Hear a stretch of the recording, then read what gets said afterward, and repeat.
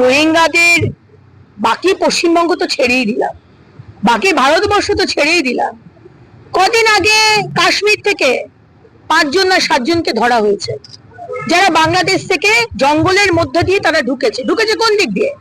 আসাম দিয়ে তো ঢুকতে পারবে না, কারণ হিমন্ত বিশ্ব শর্মা খেয়াল হবে। আমাদের একমাত্র মমতাময়ী রয়েছেন, তিনি বলছেন আসো আসো থাকো এখানে, তো তার জন্যই আজকে হয়েছে। আর বাংলাদেশ রোহিঙ্গাদের কি নিয়ে ভাবছে সেটা নিয়ে তো আমাদের ভাবার কিছু নেই।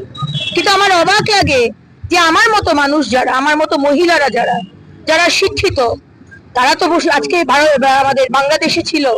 আজকে মোহাম্মদ ইউনূস যেভাবে সরকারকে চালাচ্ছে, যেভাবে বাংলাদেশ সম্পূর্ণভাবে আমাদের যে মৌলবাদী শক্তির হাতে চলে গেছে, আমার কষ্ট হয় যে সেখানকার শিক্ষিতা মহিলা, শিক্ষিত পুরুষ তারা কি করছে। কদিন আগে আমরা দেখলাম আমাদের একজন মুক্তিযোদ্ধা, তাকে মারধর করা হচ্ছে রাস্তায় টেনে এনে। প্রথমে তারা হিন্দুদের ওপর মারধর করলো, এখন তার আগে তারা আওয়ামী লীগের নেতাদের ওপর মারধর করলো, খুন করলো।